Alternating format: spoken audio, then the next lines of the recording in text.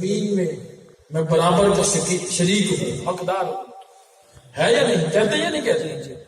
تو رب نے فرمایا یہ نبی جس کے لیے سب کچھ سجائے بیٹھے ہو، یہ تمہاری جانوں سے بھی زیادہ قریب تر ہے، قریب تر ہے اور زیادہ حقدار ہے، زیادہ حقدار ہے۔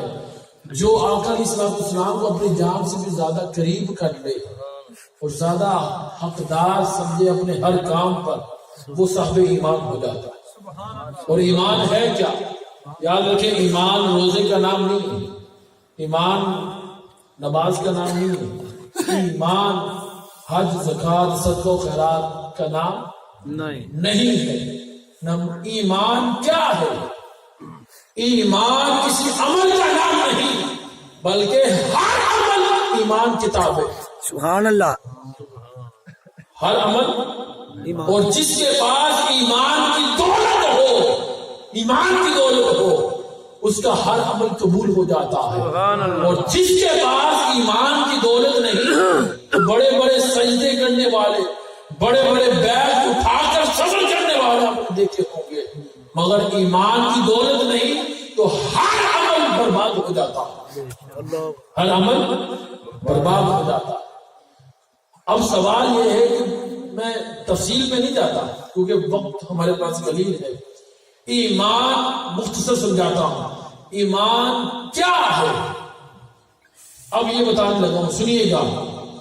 حضور تاجدار کائنات علیہ السلام کو مان لینے کا نام ایمان ہے۔ سبحان اللہ، سبحان اللہ۔ حضور کو سب بولے گا، حضور کو مان لینے کا نام کیا ہے؟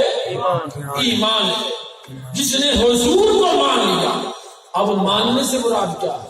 سبحان اللہ۔ کہ صرف یہ مان لیا کہ یہ اللہ کے رسول ہیں اور ہمارے نبی ہیں؟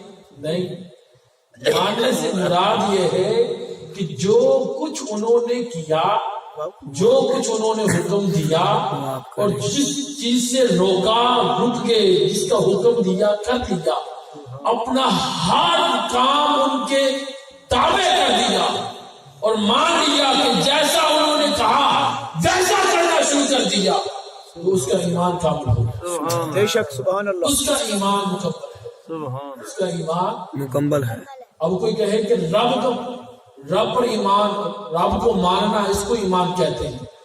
رب کو تو عیسائی بھی مانتے ہیں، یہودی بھی مانتے ہیں، ہندو بھی مانتے ہیں کہ رب ہے، ایسے رب ہے۔ غیر مسلم بھی مانتے ہیں کہ رب ہے، کہ جس نے اس کائنات کو بنایا ہے۔ مگر کافروں اور مسلمانوں میں فرق کیا ہے؟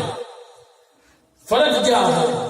کیا پہچان ہے؟ وہ صرف تاجدار کائنات علیہ السلام کو ماننے کی پہچان۔ سبحان اللہ۔ کافروں نے حضور کو نہیں مانا تو اس لیے صاحب ایمان نہیں ہوئے، وہ رب کو مانتے ہیں۔ ہم رب کو ماننے کے ساتھ ساتھ اس کے محبوب کو بھی مانتے ہیں، اس لیے صاحب ایمان۔ سبحان اللہ، سبحان اللہ۔ یہ صاحب ایمان۔ اور یاد رکھیں، بڑی دور چلے جائیں گے، یہ ایسی دولت ہے ایمان کی، خدا کی عزت کی قسم، جسے مل جائے اس کو ہر ایک کی پہچان ہو جائے۔ سبحان اللہ۔ آقا علیہ السلام سفر میں جا رہے ہیں اور راستے میں شہر جنگل ہے، تو راستے میں جا رہے ہیں تو ایک طرف سے حضرت عائشہ